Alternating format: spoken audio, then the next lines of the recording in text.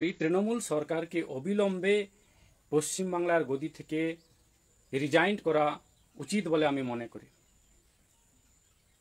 কারণ এই দুর্নীতিবাজ এবং এই দুর্নীতিবাজ আমরা ইতিপূর্বেও দেখেছি। এই শিক্ষা দুর্নীতি যেমন রয়েছে, কয়লা দুর্নীতি থেকে শুরু করে গরু পাচার কাণ্ড থেকে শুরু করে আরও অনেক দুর্নীতি হয়েছে। এই বড় বড় দুর্নীতি, এছাড়া আর্থিক ঘটনা তো আরও অনেক কিছু রয়েছে। তো পশ্চিমবাংলার মানুষকে এটুকু চিন্তা ভাবনা করতে হবে যে পশ্চিমবাংলার মানুষরা অনেক আশা আকাঙ্ক্ষা করে পশ্চিমবঙ্গের রাজগদিতে তৃণমূল সরকারকে বসিয়েছিল। আজ সেই তৃণমূল সরকারই সাধারণ মানুষ থেকে শুরু করে শিক্ষিত শিক্ষক শিক্ষিকাদের থেকে শুরু করে সমস্ত মানুষকে একের পর এক লাথি দিচ্ছে, একের পর এক লাথ মারছে। তো এই অথরিটিটা তারা কোথায় পাচ্ছে? এই অথরিটিটা পাচ্ছে আমরা আমাদের ভোটাধিকার বলে তাদেরকে সেই সমস্ত জায়গায় পৌঁছেছি বলে তারা এই অন্যায় অত্যাচারটা আমাদের উপর করছে। তাই আমাদের এই সমস্ত যে ঘটনা থেকে শিক্ষা নিতে হবে এবং পশ্চিমবাংলার বুক থেকে তৃণমূল কংগ্রেসকে সমূলে উৎখাত করে ফেলে দিতে হবে বঙ্গোপসাগরে। তৃণমূল সরকারকে বিদায় জানাতে হবে। তো তাই আমি মনে করি পশ্চিমবাংলার যে দুর্নীতি ভ্রষ্টাচার বাদ চলছে, সেই দুর্নীতি ভ্রষ্টাচার বাদটা চরম শিখরে পৌঁছে গেছে। এই দুর্নীতি ভ্রষ্টাচার বাদ চরম শিখরে পৌঁছে যাওয়ার হাত থেকে যদি নিয়ন্ত্রণ করতে হয়, তাহলে পশ্চিমবাংলার বুক থেকে তৃণমূল সরকারকে উৎখাত করে বঙ্গোপসাগরে ফেলে দিতে হবে। এবং তার জন্য আমি অনুরোধ রাখবো যে 26,000 শিক্ষক শিক্ষিকা আজকে এই সাজায় ভুক্তভোগী, আপনাদের শপথ নিতে হবে পশ্চিমবাংলার বুক থেকে তৃণমূল সরকারকে উৎখাত করে নেওয়ার জন্য। এবং আমি মনে করি আগামী দিনে এই তৃণমূল সরকারকে উৎখাত করে আপনারা যারা আজকে এই শিক্ষক শিক্ষিকার পদ থেকে বিতাড়িত হয়েছেন, আপনাদেরই কদম নিতে হবে, আপনাদেরই উদ্যোগ নিতে হবে। আগামী দিনে পশ্চিমবাংলার রাজগদিতে আপনাদের বসতে হবে এবং এই শিক্ষা দুর্নীতির সঙ্গে এসএসসি দুর্নীতির সঙ্গে কে বা কারা জড়িত, কে A to Z, আগামী দিনে কমিশন বসিয়ে তাদেরকে বের করা হবে এবং তাদের যোগ্য শাস্তি, যোগ্য সাজা দিতে হবে। এবং এটা সম্ভব তখনই, আজ নিপীড়িত নির্যাতিত মানুষ এই কদমটা যদি নেয় এবং পশ্চিমবাংলার বুক থেকে তৃণমূলকে সরিয়ে নিজেদের সরকারকে প্রতিষ্ঠিত করলে তাহলেই সম্ভব, নইলে সম্ভব নয়। কংগ্রেস বিজেপি টিএমসির সিপিএম এর ভরসায় থাকবেন, তাহলে তারা মিলে জুলে একই কীর্তিকাণ্ড করবে। বিগত দিন থেকে দুর্নীতি ভ্রষ্টাচার দিনের পর দিন কমেনি, বরং দিনের পর দিন বেড়েছে। সে যে সরকারই আসুক না কেন, তারা মিলে জুলে এই ব্রাহ্মণ্যবাদকে টিকিয়ে রাখার জন্য সমস্ত রকমের অন্যায় অত্যাচার সাধারণ থেকে সাধারণ এসসি এসটি ওবিসি মাইনরিটিদের উপর করছে দিনের পর দিন। তো এই প্রক্রিয়া থেকে আমাদের রেহাই পেতে হলে পশ্চিমবাংলার বুক থেকে আমাদের ব্রাহ্মণ্যবাদকে উৎখাত করতে হবে। তো সাথী, আমি দ্বিতীয় যে বিষয়টাতে আমি আসতে চাই, সেই বিষয়টি হলো এই, কিছুদিন পরে আপনারা এটা হয়তো দেখবেন পশ্চিমবাংলার সরকার, হাইপোথেটিক্যালি এটা বলছি, পশ্চিমবাংলার সরকার হয়তো এই ভাবনাটা ভাবতে পারে বা ভেবে থাকবে যে 26,000 শিক্ষক শিক্ষিকারা আজকে চাকরিহারা হয়ে গেলেন। তো পশ্চিমবাংলা সরকারের এমনও একটা যোজনা থেকে থাকবে হয়তো, হাইপোথেটিক্যালি এটা বলছি, যে 26,000 শিক্ষক শিক্ষিকা তাদের কাজ থেকে বিতাড়িত হলেন, আগামী দিনে সরকার এই যোজনাটা বানাতে পারে যে সেই সমস্ত সরকার তাদের অবস্থার পরবর্তী অবস্থার কথা ধ্যানে রেখে তাদের সমস্ত রকম মানবিকতার কথা চিন্তা ভাবনা করে, এরকম একটা শব্দ হয়তো তারা ব্যবহার করতে পারে, যে সমস্ত ধরনের মানবিকতার দিক থেকে বিচার বিশ্লেষণ করে পশ্চিমবাংলার সরকার এই সিদ্ধান্ত নিয়েছে যে 26,000 যে শিক্ষক শিক্ষিকারা তারা তাদের চাকরি হারিয়েছিলেন, আগামী দিনে তাদেরকে ক্যাজুয়াল হিসেবে ওই সমস্ত স্কুলে পুনর্বহাল করা হবে ক্যাজুয়াল হিসাবে। এরকম কিন্তু এরকমটাও করতে পারে। তাহলে এখানে একই কাজ আগামী দিনে ওই সমস্ত লোকদেরকেই 8,000, 9,000, 10,000 টাকার বিনিময়ে করা। এখন যে শিক্ষকরা মান সম্মান স্বাভিমানের সাথে প্রত্যেক মাসে 60,000, 70,000, 50,000, 80,000 যে যেমন পাচ্ছিলেন, আগামী দিনে একই কাজ এবং তার থেকে হয়তো বেশি কাজও হতে পারে, বেশি কাজ করতে হতে পারে, 5,000, 7,000, 10,000, 12,000 বিনিময়ে তাদের করাতে বাধ্য করা হবে এবং তার সঙ্গে তাদের কোনো মান স্বাভিমান এই মর্যাদা তারা হারাবে। এটা হাইপোথেটিক্যালি বলছি, আগামী দিনে এটা না হওয়ার কিছু নেই, হতেও পারে। পশ্চিমবাংলা সরকার যে ছলনাময়ী সরকার, সেই ছলনাময়ী সরকার এরকম একটা পরবর্তীকালে এরকম একটা ঘোষণা করতে পারে যে 26,000 শিক্ষক শিক্ষিকা তাদের কাজ হারালেন, তাদেরকে আগামী দিনে সেই সমস্ত স্কুলেই সেই পুনর্বহাল করা হবে ক্যাজুয়াল ভিত্তিতে। আর তখন দেখবেন আমাদের এই 26,000 শিক্ষক শিক্ষিকা নাচতে নাচতে দৌড়ে যাবে তখন ওই একই কাজ করতে 5,000, 7,000, 8,000, 10,000 টাকার বিনিময়ে করতে বাধ্য হবে, কারণ পরিস্থিতিটা ওরকমই নির্মাণ হয়েছে এখন। এবং একই কাজ এবং তার থেকে বেশি কাজ করা হবে এবং সেখানে তাদের কোনো মান মর্যাদা বজায় থাকবে না। এরকম একটা পরিযোজনা তাদের অন্তর্নিহিত পরিযোজনা থেকে থাকবে। দ্বিতীয় যে মারাত্মক যে ক্ষতিটা হবে সেই ক্ষতিটা হলো যে 26,000 শিক্ষক শিক্ষিকা বিভিন্ন স্কুল থেকে আজকে বিতাড়িত হচ্ছেন বা কাজ হারালেন, সেই সমস্ত স্কুলের পরিস্থিতি কী হবে? তো সেই সমস্ত স্কুলগুলো কোথাও না কোথাও দেখবেন দেউলিয়ার দিকে এগিয়ে যাবে। শিক্ষা পরিকাঠামোটা ভেঙে যাওয়ার দরুন অনেক স্কুলে কিন্তু দেউলিয়ার দিকে এগিয়ে যাবে। তাহলে এরকম পরিস্থিতিতে যারা বাংলার মানুষ তারা সরকারি স্কুলগুলোতে নিজেদের ছেলে মেয়েদের না পাঠিয়ে বেসরকারি স্কুলগুলোতে পাঠাবে, কারণ সরকারি স্কুলগুলোর পরিকাঠামো এবং যে শিক্ষক শিক্ষিকার সংখ্যা থেকে শুরু করে যাবতীয় যে বিষয়গুলো রয়েছে সেটা দুর্বল থেকে দুর্বলতর হচ্ছে। তো এরকম পরিস্থিতিতে মানুষ বেসরকারি স্কুলের দিকে ঝুঁকবে, আর এই বেসরকারিকরণের দিকে এগিয়ে যাওয়ার ফলে সরকারি স্কুলগুলো একের পর এক বন্ধ হয়ে যাওয়ার সম্ভাবনা আগামী দিনে 100% বৃদ্ধি পাচ্ছে। তাহলে এই কীর্তিকাণ্ড এসএসসি দুর্নীতি করার ফলে একদিকে সেই সমস্ত মানুষকে দাস এবং গোলাম বানানো, 26,000 শিক্ষক শিক্ষিকাকে দাস এবং গোলাম বানানো কম পয়সার বিনিময়ে এবং তাদেরকে কোনো রকম মান সম্মান স্বাভিমান না দিয়ে কম পয়সার বিনিময়ে একই কাজ বা তার থেকে বেশি কাজ করাবে। অপরদিকে কি হবে? বাংলার যে শিক্ষা ব্যবস্থা সেই শিক্ষা ব্যবস্থা ধসে পড়বে, আর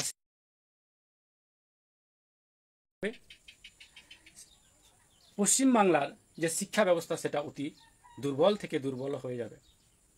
তাহলে এই এসএসসি ঘটনার মধ্যে দিয়ে পশ্চিমবঙ্গের শিক্ষা ব্যবস্থা, পশ্চিমবঙ্গের আগামী ভবিষ্যৎ আরও 100 বছর পিছিয়ে যাচ্ছে বলে আমার মনে হচ্ছে। তো এখানে ব্রাহ্মণ্যবাদী যে রাজশক্তি, সেই রাজশক্তির দুই দিক দিয়ে তাদের বেনিফিট। একদিকে সরকারের পয়সা বাঁচলো, এই কম পয়সায় আগামী দিনে তাদেরকে সেই সমস্ত কাজ করাবে। দ্বিতীয়ত পশ্চিমবাংলার যে শিক্ষা ব্যবস্থা সেই শিক্ষা ব্যবস্থাটাকে আরও শিথিল, আরও নরম, আরও দুর্বল করা হচ্ছে, যার ফলে আগামী দিনে স্কুল কলেজগুলোকে যাতে বেসরকারি করতে সুবিধা হয়, সরকারি বেসরকারিকরণ করতে আরও যাতে সুবিধা হয়, সেই যোজনাটাও সরকারের সার্থক হয়ে যাচ্ছে। তো তাই সাথে আমি সমস্ত পশ্চিমবঙ্গবাসীর কাছে আমার বিনীত নিবেদন, আসুন আগামী 2026 সালের যে নির্বাচন, সেই নির্বাচনে এই ঘোটালা দুর্নীতিবাজ সরকারকে যোগ্য জবাব দিতে হবে এবং সেই পশ্চিমবাংলার রাজ সিংহাসন থেকে তাকে উৎখাত করে বঙ্গোপসাগরে তৃণমূল সরকারকে বিসর্জন দিতে হবে। এবং তার জন্য যতজন বুদ্ধিজীবী আমাদের শিক্ষক মণ্ডলী যারা সুপ্রিম কোর্টের ভার্ডিক্টের বদলত কাজ হারালেন, এছাড়াও পশ্চিমবাংলার যারা মানব দরদি, সমাজ দরদি, দেশ এবং দশ দরদি, আমাদের সকলকে উঠে আসতে হবে এবং পশ্চিমবঙ্গের ব্যবস্থাকে আমাদের হাতে তুলে নিতে হবে। তাহলেই কিন্তু পশ্চিমবঙ্গের যে ব্যবস্থা সেই ব্যবস্থাটাকে আমরা দুর্নীতিমুক্ত, অন্যায় অত্যাচার মুক্ত করে দিতে পারবো। আর আমরা যদি অন্য কংগ্রেস, বিজেপি, সিপিএম, টিএমসির হাতে ছেড়ে দিই, তাহলে পরবর্তীকালে যে সরকারই আসুক না কেন এই একই পথ অবলম্বন করে আমাদের এসসি এসটি ওবিসি মাইনরিটিদের একের পর এক বিভিন্ন পরিযোজনার মাধ্যমে লাভ দিতে থাকবে এবং এই ধরনের অন্যায় অত্যাচার জুলুম দিনে দিনে কিন্তু বৃদ্ধি পেতেই থাকবে।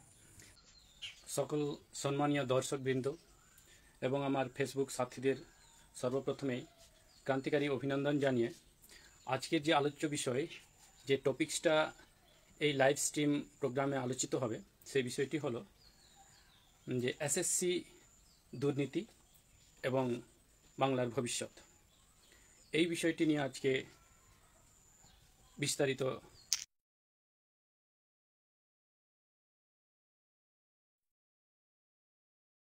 গুরুত্বপূর্ণ বিষয় বর্তমান সময়ে এবং সারা পশ্চিমবঙ্গব্যাপী এই বিষয়টি খুব আলোড়ন সৃষ্টি করেছে এবং খুব সেন্সিটিভ বিষয়।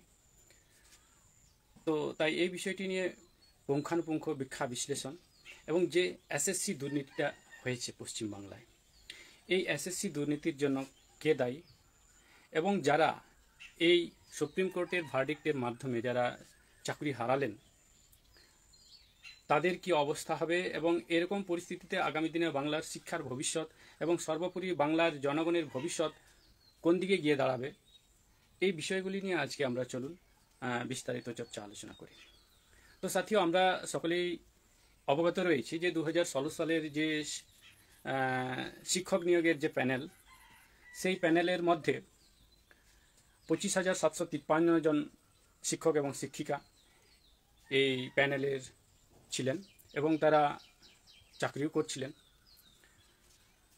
তো এই যে এই দুর্নীতিটা হয়েছে, নিয়োগ দুর্নীতিটা, এসএসসি যে নিয়োগ, সেই নিয়োগ দুর্নীতি, এবং এই দুর্নীতির সঙ্গে বলা হচ্ছে বর্তমানে যে অনেক শিক্ষক শিক্ষিকা রয়েছেন যারা অবৈধ পথ অবলম্বন করে, ইললিগাল প্রসেস অবলম্বন করে শিক্ষক শিক্ষিকা হয়েছেন। কিন্তু আমার এই জায়গাটাতে আমি প্রশ্ন রাখতে চাই যে এই অবৈধ নিয়োগ, অবৈধ পদ্ধতিতে যারা নিয়োগ নিয়েছিলেন বা নিয়োগ হয়েছেন, তো এই অবৈধ পদ্ধতিটা কে বা কারা করেছে? এই অবৈধ প্রক্রিয়ার অথরাইজেশনে কারা রয়েছে? তো এই নিরিখে যদি দেখি তাহলে পশ্চিমবাংলার যে শাসক দল তথা তৃণমূল সরকার, এই তৃণমূল সরকারের সেই সময়কার যদি দেখি আমরা, পার্থ চ্যাটার্জি থেকে বলুন, কল্যাণময় গঙ্গোপাধ্যায় থেকে বলুন, আরও যারা এর সঙ্গে জড়িত ছিল, তো তারা এমনই একটা সিস্টেম করে রেখেছিল যে সিস্টেমের মধ্য দিয়ে তারা টাকার বিনিময়ে অবৈধভাবে নিজেদের পছন্দ মতো যোগ্য অযোগ্য সেটাকে বাছাই না করে টাকার বিনিময়ে তারা চাকরি বিক্রি করছিল, সিনেমার টিকিটের মতো। তো এরকম পরিস্থিতিতে বর্তমানে যে বা যারা অবৈধ পথ অবলম্বন করেছিলেন, হয়তো এই অপশনটা যদি না থাকতো, তারাও যদি সেই লিগেল প্রসেসের মধ্য দিয়ে হয়তো আসতেন, তাহলে মনে হয় তাদের মধ্যে থেকেও অনেক এরকম সুযোগ্য ক্যান্ডিডেট ছিলেন বা হতেন, এবং বৈধ প্রক্রিয়ার মাধ্যমে এই নিয়োগ প্রক্রিয়াটা যদি হতো, তাহলে আজকে এই 26,000-এর মতো সামথিং যে শিক্ষক শিক্ষিকারা আজ তাদের চাকরি হারালেন, এই অবস্থাটা হতো না। তো এর জন্য কোথাও না কোথাও পশ্চিমবাংলার যে তৃণমূল সরকার এবং তার যারা শিক্ষা দপ্তরের সঙ্গে জড়িত মন্ত্রী এবং আরও অনেকেই যারা এই দুর্নীতির সঙ্গে জড়িত, তাদের এই গফিলতি এবং এই গলতির জন্য আজকে 26,000 শিক্ষক শিক্ষিকাকে তাদের চাকরি বাকরি থেকে বিদায় নিতে হলো, বিতাড়িত হতে হলো। তো সাথীও এদিকে আবার কোর্টে, এবার হাইকোর্টে যখন এই মামলাটা চলছিল, হাইকোর্ট বহুবার রাজ্য সরকারকে এই লিস্ট চেয়ে পাঠিয়েছিল রাজ্য সরকারের কাছে যে এই 26,000 সামথিং যে প্রার্থী রয়েছেন, এর মধ্যে কতজন লিগ্যাল প্রসেসের মধ্যে দিয়ে নিয়োগ হয়েছেন, কতজন ইলিগাল প্রসেস অবলম্বন করেছেন, সেই তথ্যটাও প্রায় 6 মাস পেরিয়ে যাওয়ার পরেও রাজ্য সরকার কিন্তু সেটা কোর্টকে প্রোভাইড করলো না। তো এরকম পরিস্থিতিতে কোর্টের যা সিদ্ধান্ত ছিল যে রাজ্য সরকার যখন বৈধ এবং অবৈধদের বাছাই করতে সমর্থই হলো না, তাহলে এই প্রক্রিয়াকে পুনরায় পুনর্মূল্যায়নের মধ্য দিয়ে আবার বৈধ প্রক্রিয়ার মধ্যে দিয়ে শিক্ষক নিয়োগ করতে হবে। এবং এই রায়টায় পরবর্তীকালে যখন সুপ্রিম কোর্টে যায়, সুপ্রিম কোর্টও এই হাইকোর্টের রায়কে বহাল বলে ঘোষণা করে। তো সাথীও যে এসএসসির মামলা নিয়ে, এসএসসির বিষয়টা নিয়ে যে গড়বড়িটা হচ্ছিল, সেখানে বৈধ এবং অবৈধ কতজন প্রার্থী ছিলেন, এই বিষয়টা কি রাজ্যের কাছে ছিল না যে কতজন তারা বৈধ প্রক্রিয়ার মধ্য দিয়ে নিয়োগ হয়েছেন, তাদের ট্যালেন্টের মধ্য দিয়ে, তাদের যোগ্যতার ভিত্তিতে তারা কাজ পেয়েছিলেন, এবং কতজন অবৈধভাবে করা হয়েছিল সেই লিস্টে অবশ্যই ছিল। কিন্তু কেন আজ রাজ্য এই লিস্টটা প্রকাশ না করে আজ সমস্ত মানুষকে এই দোষীর সাজা পাইয়ে দিল? এই দোষী, এই ঘোটালার যারা দোষী, তাদের সেই দোষের সাজা সকল প্রার্থীকে, যারা দোষ করেনি তাদেরকেও ভুগতে হচ্ছে আজকে। এবং এটা পশ্চিমবাংলার যে তৃণমূল সরকার, এই তৃণমূল নালায়ক সরকারের কারণেই এই 26,000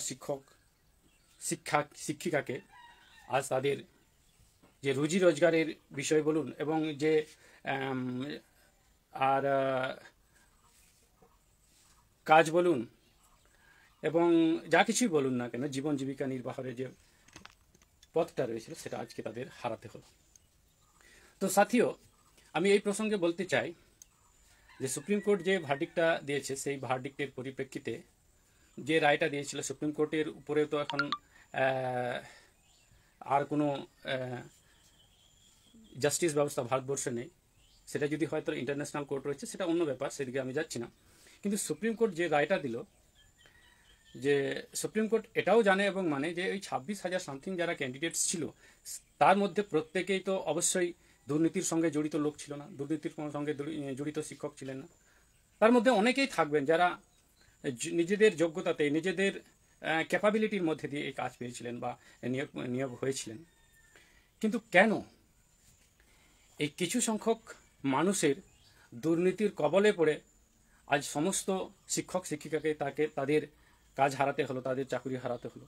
এটা খুবই দুঃখজনক একটা বিষয়।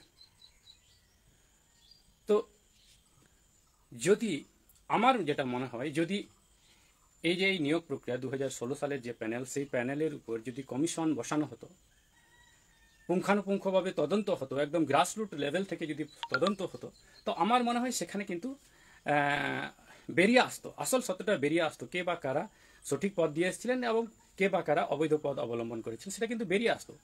কিন্তু এই মিনিমাম জিনিসটা কেন যে সরকার থেকে শুরু করুন, আমাদের যে জুডিশিয়াল সিস্টেম থেকে শুরু করেন, কেন যে এই পথটা অবলম্বন না করেই এমন একটা ভার্ডিক্ট দেওয়া হলো, যে ভার্ডিক্টের পরিপ্রেক্ষিতে যারা দোষী তাদের সঙ্গে সঙ্গে যারা এই দোষীর সঙ্গে মানে কোনো অংশেও জড়িত নন, তারাও কেন এই সাজায় শাস্তি পেলেন আমি জানি না। তো কোথাও না কোথাও আমার যেটা মনে হচ্ছে যে সব মানুষকে সেই দোষীর দোষারূপে সাজা দেওয়া, এটা আমার মনে হয় ন্যাচারাল জাস্টিস যে বিষয়টা রয়েছে, সেই ন্যাচারাল জাস্টিসের মধ্যে মোটেই পড়ছে না। এবার যে জিনিসটা আমাদের বাড়ির সাধারণ মহিলা পর্যন্ত বুঝে জানে, সেটা কেন আমাদের সরকার বলুন এবং আমাদের জুডিশিয়াল সিস্টেম বলুন, কেন তারা এই বিষয়টাকে, এই সত্যটাকে তারা মানতে পারছেন না বা মানছেন না আমি জানি না। বিষয়টা হলো এই, দেখুন, আমরা পশ্চিমবঙ্গের মানুষ, আমরা অনেকে বেশিরভাগ মানুষ ভাত খাই, তার জন্য এই উদাহরণটা খুব সহজেই বুঝবো, তার জন্য এই উদাহরণটা দিচ্ছি।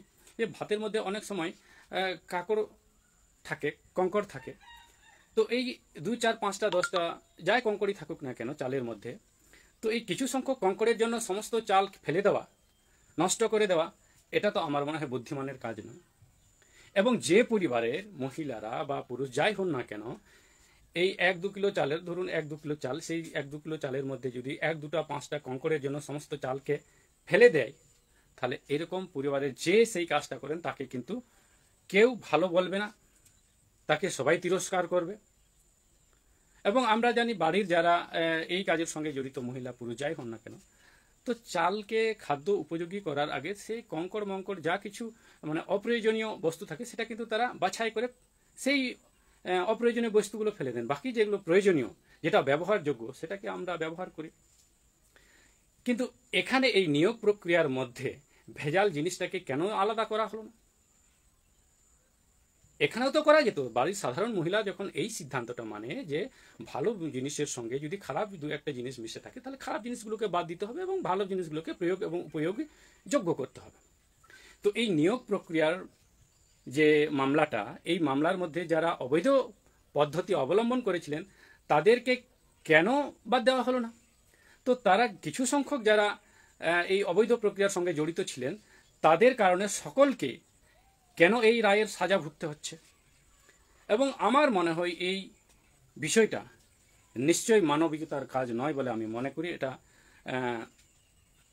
নিশ্চয়ই সভ্য সমাজের কাজ হতে পারে না যে কিছু সংখ্যক মানুষের গলতির জন্য সমস্ত মানুষকে সাজা দেওয়া। আমার মনে হয়, অ্যাকর্ডিং টু মি, এটা সভ্য সমাজের কাজ হতে পারে না। দ্বিতীয় প্রসঙ্গে আসি, যে শিক্ষা দুর্নীতির সঙ্গে যে সমস্ত অথরিটিরা জড়িত ছিলেন, শিক্ষামন্ত্রী থেকে শুরু করে আরও যারা জড়িত ছিলেন,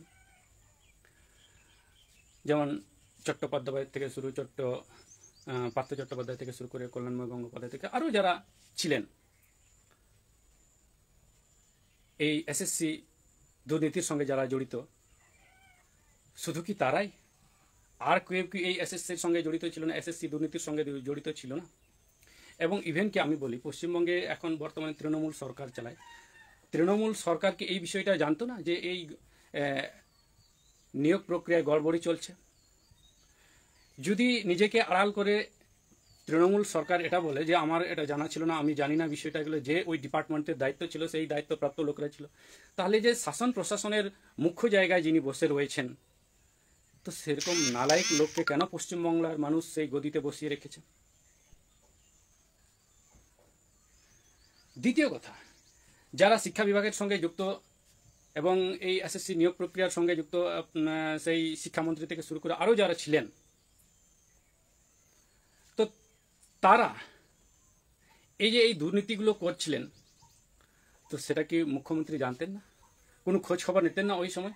নাকি ওই ডিপার্টমেন্টকে খোলা ষাঁড়ের মতো ছেড়ে দিয়েছিল, কি করবে না করবে, কি মানে কোনো তদারকি থাকবে না, কোনো কিছু থাকবে না? এর জন্য মুখ্যমন্ত্রী এবং বর্তমান তৃণমূল সরকারকে কোনো জবাবদিহি দিতে হবে না, কোনো খোঁজ খবরই নেবে না? এরকম তো ব্যাপার হতে পারে না। তো আমার যেটা মনে হচ্ছে, এই দুর্নীতির সঙ্গে জড়িত পশ্চিমবঙ্গে তৃণমূল সরকারের টপ লেভেল থেকে শুরু করে আরও অনেকে জড়িত রয়েছেন, যাদেরকে আজও পর্যন্ত ধরা হয়নি। গুটি কয়েক 2-4 মানুষকে, যারা মূল অভিযুক্ত, তাদেরকে ধরে এছাড়াও আরও বড় বড় পান্ডা হয়তো থেকে থাকবেন। আগামী দিনে তদন্ত করলে সেটা বেরিয়ে আসবে, আরও বড় বড় রাঘব বল বেরিয়ে আসবে। তো আমার যেটা মনে হয়, সেখানে যেমন কিছু সংখ্যক মানুষ এই দুর্নীতির সঙ্গে অবৈধ পদ্ধতি অবলম্বন করেছিলেন, এবং এই অবৈধ কিছু সংখ্যক মানুষ, শিক্ষক শিক্ষিকা, অবৈধ পদ অবলম্বন করার পরিপ্রেক্ষিতে সমস্ত প্যানেলকে বাতিল বলে ঘোষণা করা হইল। তো এখানে কেন তৃণমূল সরকারের কিছু সংখ্যক মানুষ দোষ করেছিল করা হচ্ছে না? সমস্ত তৃণমূল সরকারকে কলাপস করে ভেঙে দেওয়া উচিত। যেহেতু সেখানে কিছু সংখ্যক মানুষ অবৈধ প্রক্রিয়া অবলম্বন করেছিলেন, তার পরিপ্রেক্ষিতে সমস্ত 26,000 সামথিং অ্যাকুরেট যদি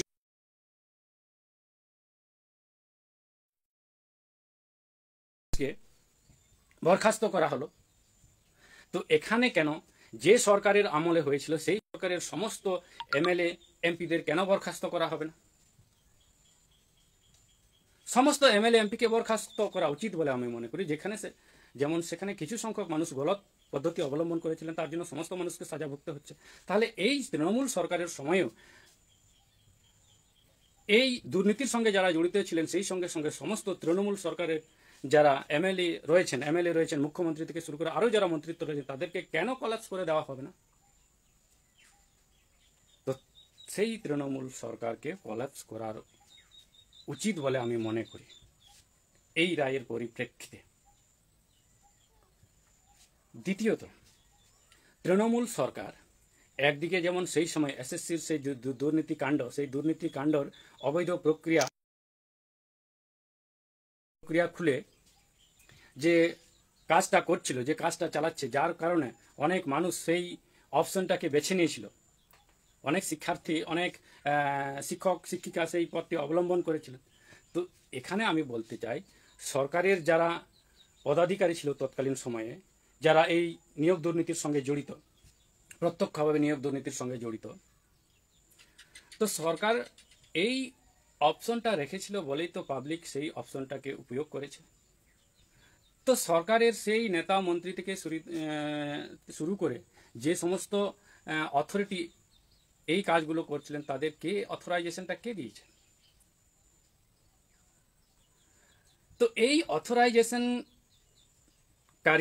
অথরাইজ পার্সনরা যে গলতিটা করেছে, সেই গলতির অপশন রেখেছিল বলেই অনেক শিক্ষক শিক্ষিকা কারণে অকারণে, জানতে অজান্তে সেই প্রক্রিয়াটা অবলম্বন করেছিল। তো এর জন্য মূল যে পান্ডা,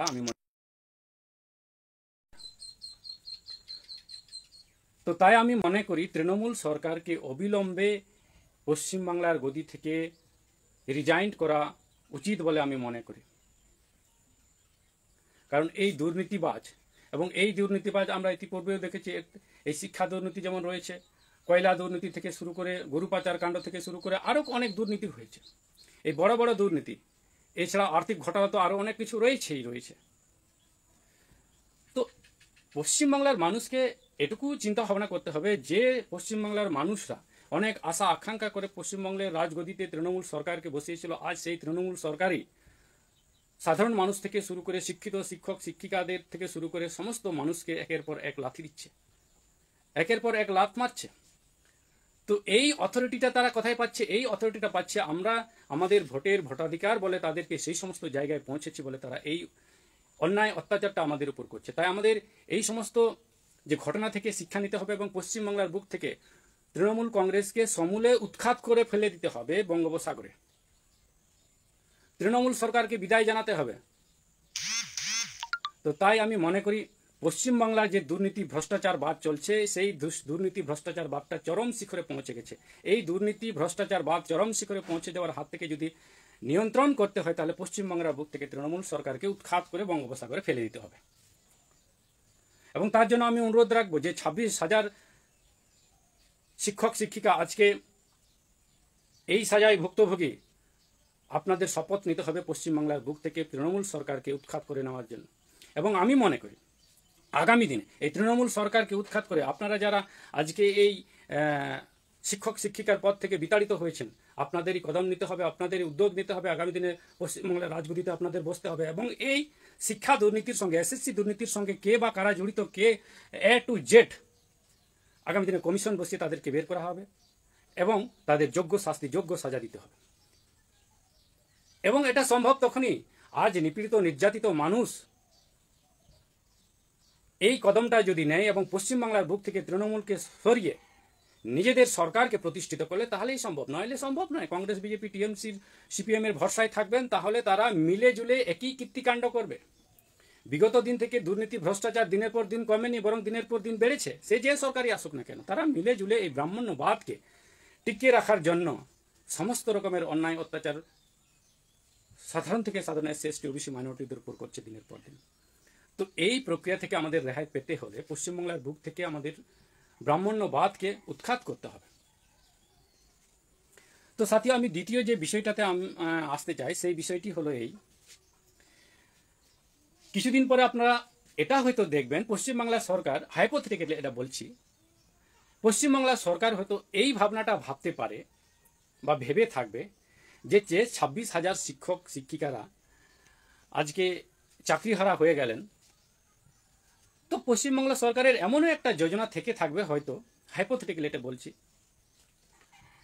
যে 26,000 শিক্ষক শিক্ষিকা তাদের কাজ থেকে বিতাড়িত হলেন, আগামী দিনে সরকার এই যোজনাটা বানাতে পারে যে সেই সমস্ত সরকার তাদের অবস্থার, পরবর্তী অবস্থার কথা ধ্যানে রেখে তাদের সমস্ত রকম মানবিকতার কথা চিন্তা ভাবনা করে, এরকম একটা শব্দ হয়তো তারা ব্যবহার করতে পারে, যে সমস্ত ধরনের মানবিকতার দিক থেকে বিচার বিশ্লেষণ করে পশ্চিমবাংলার সরকার এই সিদ্ধান্ত নিয়েছে যে 26,000 যে শিক্ষক শিক্ষিকারা তারা তাদের চাকরি হারিয়েছিলেন, আগামী দিনে তাদেরকে ক্যাজুয়াল হিসেবে ওই সমস্ত স্কুলে পুনর্বহাল করা হবে ক্যাজুয়াল হিসাবে।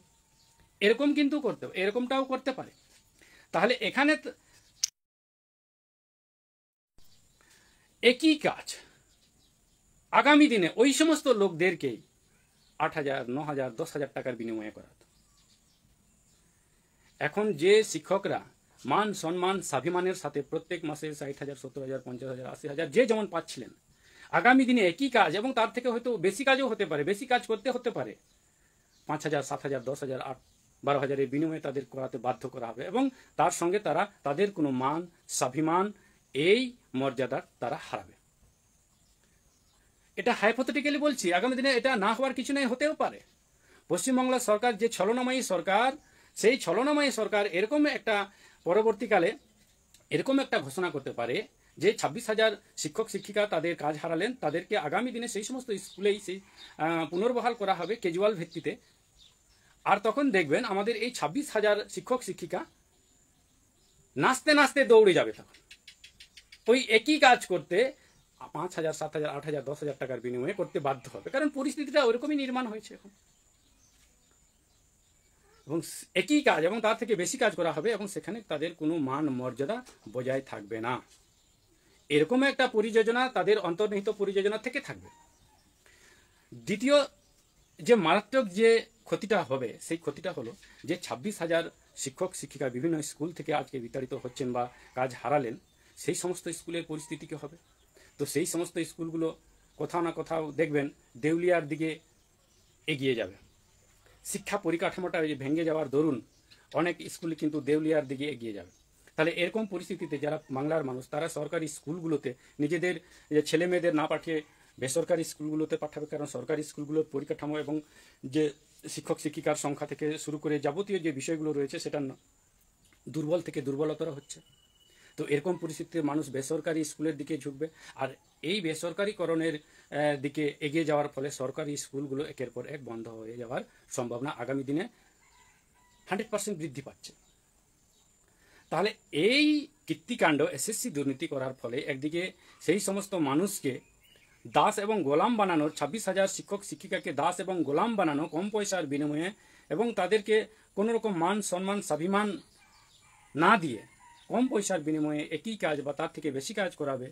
অপরদিকে কি হবে, বাংলার যে শিক্ষা ব্যবস্থা সেই শিক্ষা ব্যবস্থা ধসে পড়বে, আর